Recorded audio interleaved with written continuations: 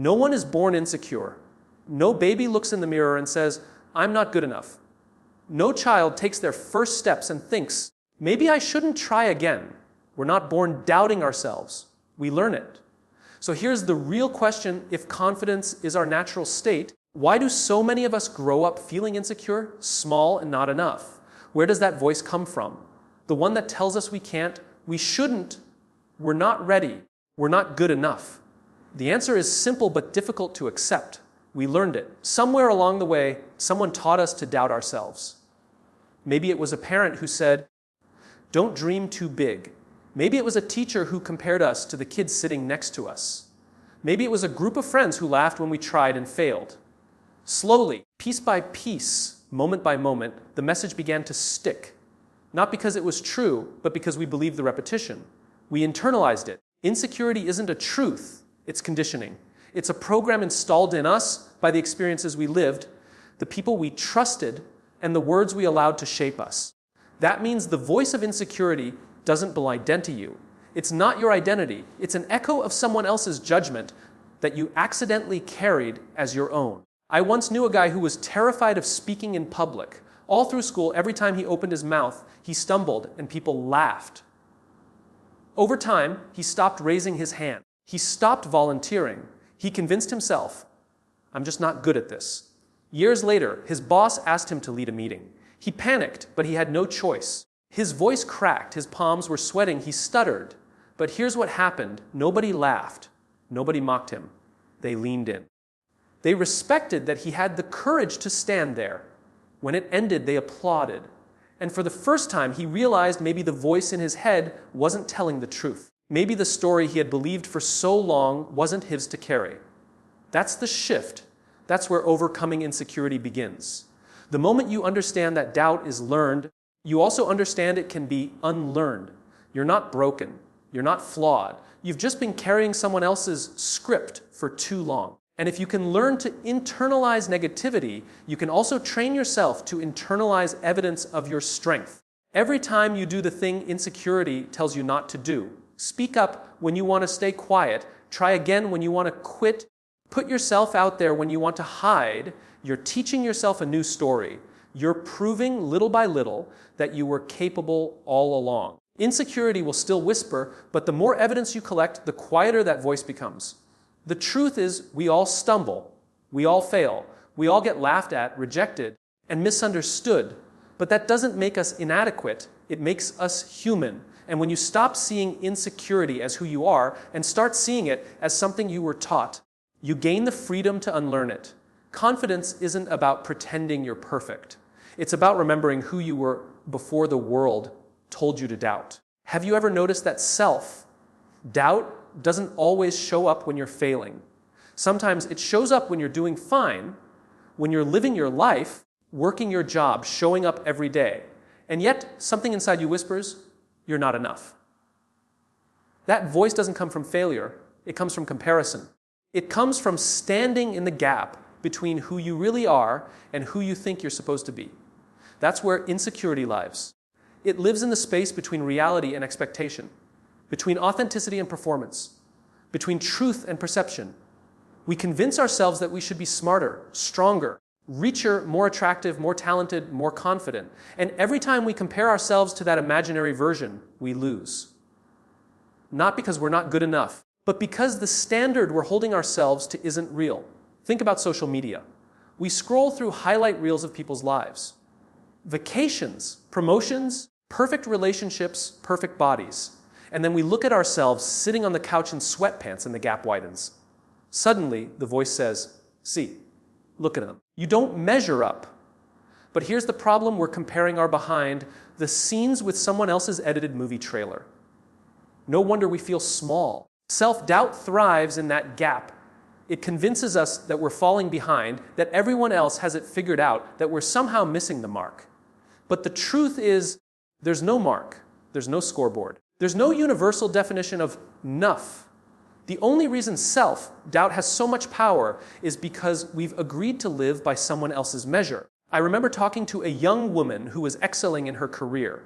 Objectively, she was doing great. She had promotions, recognition, respect from her peers. But when she looked in the mirror, all she could see were the ways she didn't measure up to her ideal. She told me, "I don't feel successful. I feel like I'm faking it." She wasn't failing. She was comparing herself to a version of herself that didn't exist. That gap between reality and expectation was where her doubt lived. So how do we close that gap? It starts with honesty, with asking yourself, who am I really? What do I actually want? What am I pretending to want? Because I think it's what people expect from me. The more aligned you are with your authentic self, the less room insecurity has to grow. Because the truth is, most of our doubt isn't about who we are. It's about who we're trying to be for someone else. Here's the irony. The very people you're trying to impress, the ones you think are measuring you, are also wrestling with their own self-doubt. They're doing the same thing you're doing, comparing themselves to an impossible standard. Nobody has it all figured out. Nobody feels enough all the time. The difference is that some people stop chasing an image and some don't. When you start closing that gap, when you begin choosing authenticity over perfection, you realize that doubt loses its grip because you're no longer living by an imaginary script. You're living by your truth. And in your truth, there's no need for comparison. There's only growth. There's only progress. There's only you becoming a little stronger, a little wiser, a little more resilient each day. Self-doubt will always try to creep back in. It will whisper that you should be further ahead, that you should look different, that you should have more figured out by now. But when you know who you are, when you accept yourself fully, you stop asking, am I enough compared to them? And start asking, am I growing compared to who I was yesterday? That's the only comparison that matters. The gap doesn't define you. You define the gap. And the moment you stop living for the version of yourself you think you should be, you begin to embrace the version of yourself you already are. We often talk about confidence like it's something you're either born with or you're not. Some people seem to walk into a room and own it, while others shrink into the background. But here's the truth: confidence isn't magic. It's not luck. It's not some genetic gift. Confidence is built. And the foundation it's built on isn't positive thinking, it's evidence.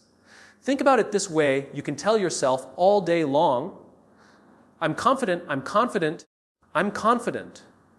But if you've never proven it to yourself through action, your brain won't buy it. It's like standing in front of a mirror and saying you can play the piano when you've never touched the keys. Words don't build confidence. Evidence does. Proof does. I once had a friend who was terrified of public speaking. The idea of standing in front of a group and talking made her heart race, her palms sweat, her stomach turn. For years, she avoided it, but she also wished she could be confident. She read self-help books, repeated affirmations, and even tried visualizations, but nothing worked. Why? Because confidence doesn't come from wishing, it comes from doing. So she made a choice. She started small. Instead of throwing herself into a massive stage event, she volunteered to speak in front of 5 people. It was messy. She stumbled over her words. Her voice shook. But she got through it. That became her first piece of evidence. She told herself, I didn't die, I did it. The next time, she spoke to 10 people, then 20, then 50. Each time, she collected more evidence that she could survive, that she could improve, that she could actually do the thing she thought was impossible. Today, she's one of the most confident speakers I know. Not because she was born that way, but because she built her confidence on a mountain of proof. This is how confidence works. It's not about pretending you're fearless. It's about proving to yourself over and over again that you can survive the things you're afraid of. Every small act of courage becomes another brick in the foundation. The more bricks you stack, the stronger your confidence becomes. The mistake most of us make is waiting for confidence before we act. We think, once I feel confident, I'll speak up in that meeting. Once I feel confident, I'll ask for that promotion. Once I feel confident, I'll try that new thing. But confidence doesn't show up first. Courage does. Confidence is the reward you get after you've taken the risk. It's like going to the gym. You don't walk in on day one and expect to lift 200 pounds. You start small. You build strength over time. Confidence works the same way. It's a muscle, not a gift. And the only way to strengthen it is to use it. To put yourself in situations where you might fail, where you might stumble, where you might look silly. Because even in failure, you're still collecting evidence. You're still proving to yourself that you can handle it. And here's the beautiful part: the more evidence you gather, the quieter self-doubt becomes. Doubt thrives on inaction. It feeds on the fact that you haven't proven it wrong yet. But every time you take a step forward, you give doubt less ground to stand on. You're essentially saying, I've been here before and I made it through. I can do it again. Confidence doesn't mean you won't feel nervous. It doesn't mean you won't have doubts. It means you've built enough evidence to know that even when those feelings show up, you can still move forward. You've trained yourself to trust your ability to figure things out as you go. So the question isn't, how do I become confident? The question is, what small step can I take today that proves I'm capable? Because every step you take is another piece of evidence. And over time, evidence becomes belief. Belief becomes trust. Trust becomes confidence. Confidence isn't something you wait for. It's something you earn. Have you ever noticed how spending time with certain people makes you feel bigger, stronger, more alive, while spending time with others makes you feel smaller, insecure, and less capable? That's not an accident. It's not just about personality differences. It's about influence. The company you keep is shaping your self-belief, whether you realize it or not. Here's the truth: human beings are social creatures. Our brains are wired for connection, which means we don't form our self-image in isolation. We form it in response to the people around us. If you're constantly surrounded by voices that criticize, dismiss, or belittle you, it's only a matter of time before you start believing those voices. If the people around you see you as weak, as not enough, as incapable, eventually you'll see yourself that way too. I once had a conversation with someone who felt completely stuck in life. They told me, I feel like no matter what I do, it's never enough. I feel like I'm just wasting time. When I asked who they spent most of their time with, their answer explained everything. They were surrounded by friends and colleagues who always focused on what was missing. People who pointed out flaws more than progress. People who couldn't celebrate wins without immediately comparing them to something bigger. No wonder this person felt small.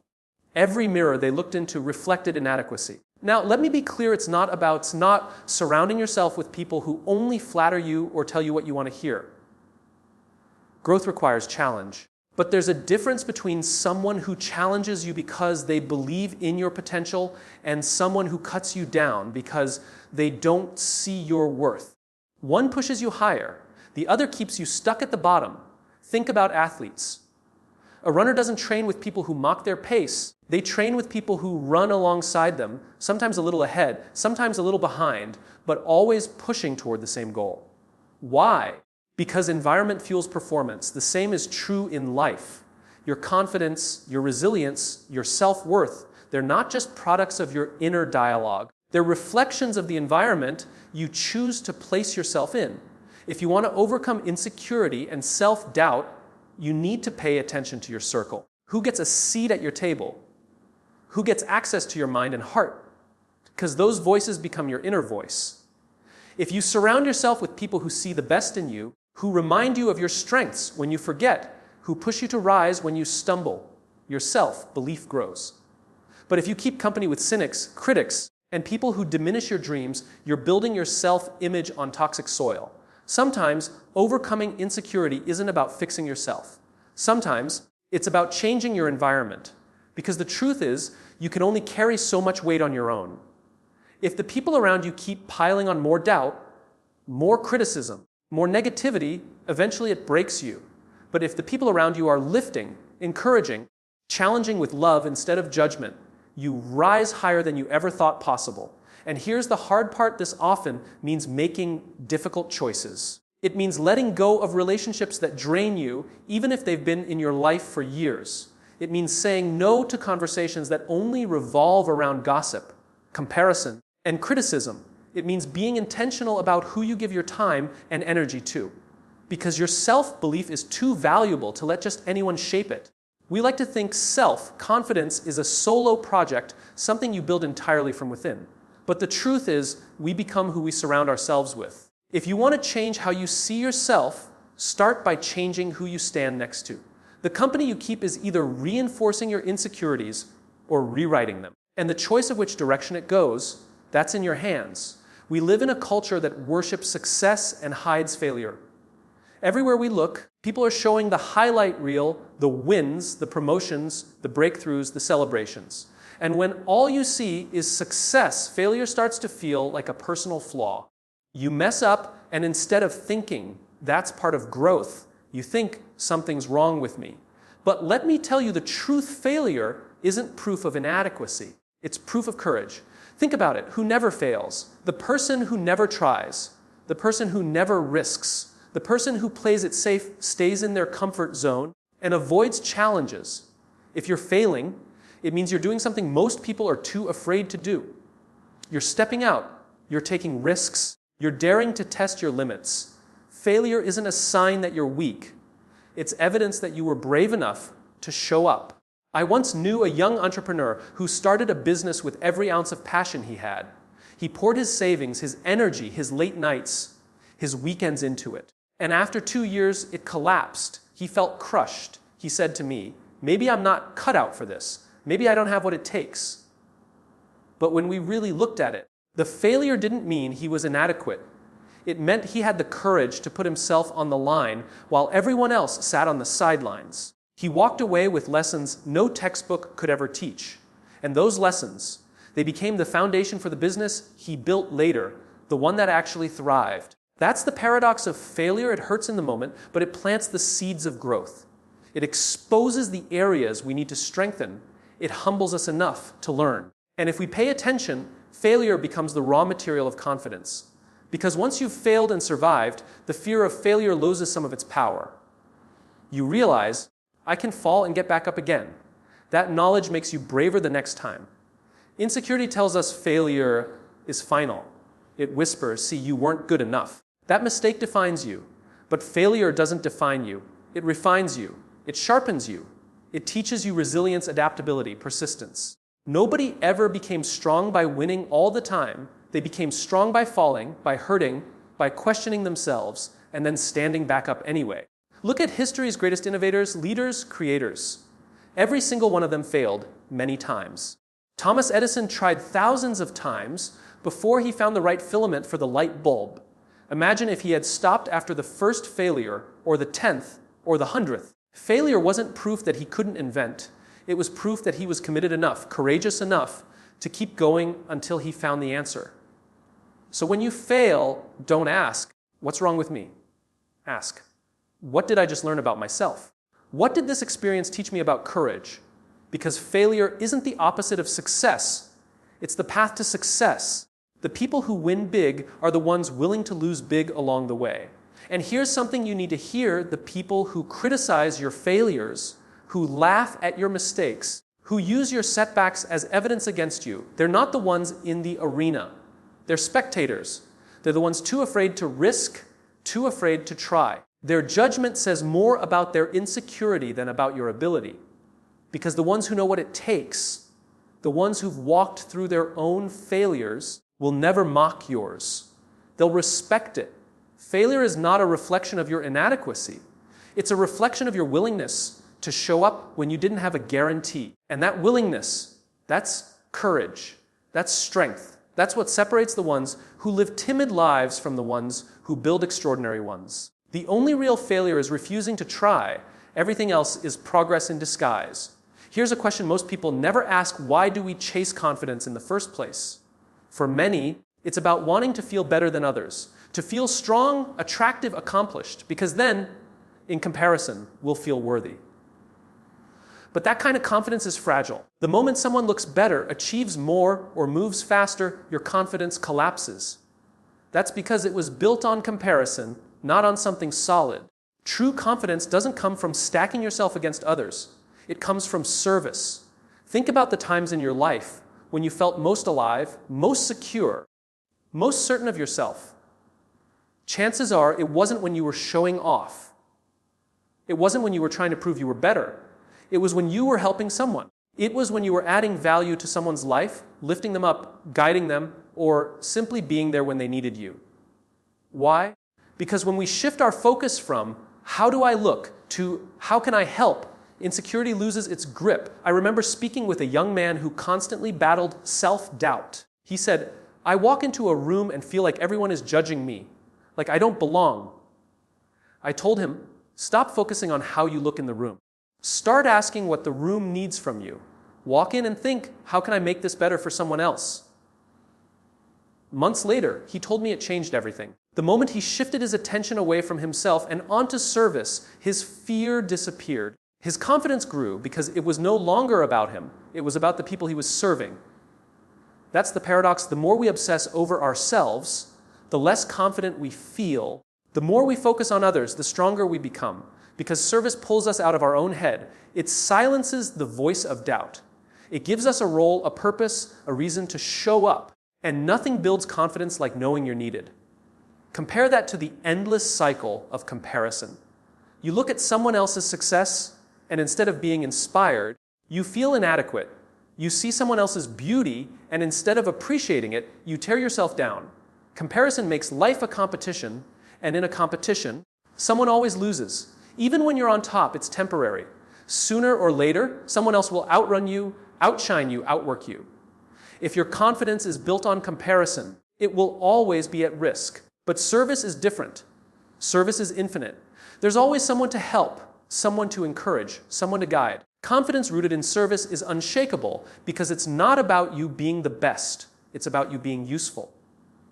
And usefulness never goes out of style. Think of the leaders we admire most. It's not their wealth or their achievements that inspire us. It's their ability to give, to sacrifice, to serve a vision greater than themselves.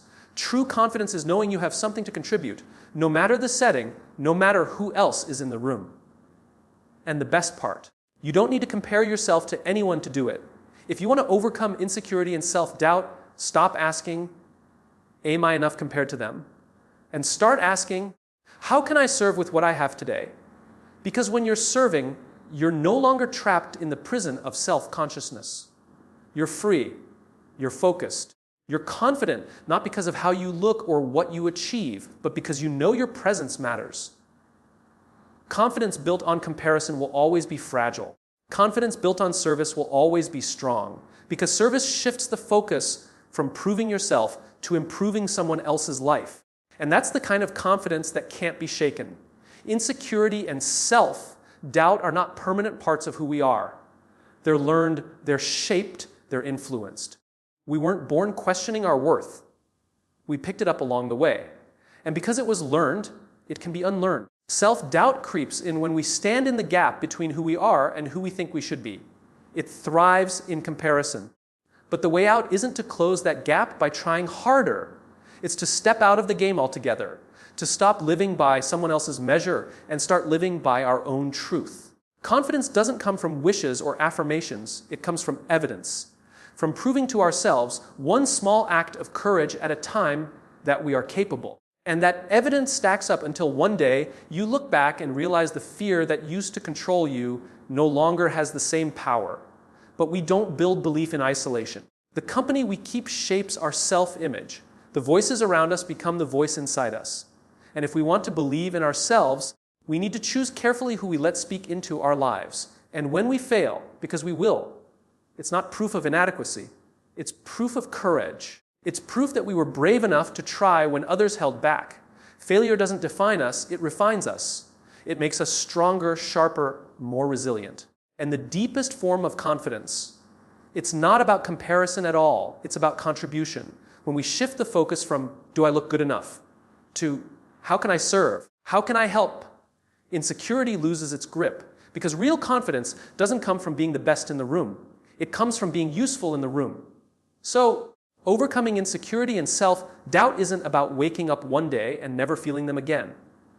It's about building the practices, the mindset, and the environment that allow us to keep showing up anyway. It's about courage over fear, truth over comparison, service over ego.